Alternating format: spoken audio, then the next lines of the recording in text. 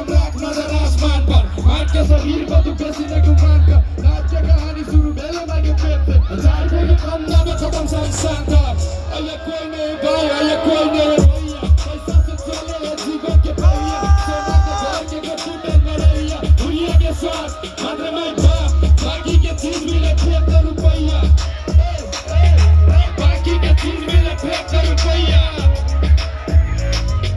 रुपैया जेबी में रिश्ता है रोड पर धोखा तो मिले लड़के रोड पर कोई न दिया न बात तो घर पर सबके न छोड़ ये कागज के नोट पर सबके न छोड़ कागज के नोट पर सबके न छोड़ ये कागज के नोट पर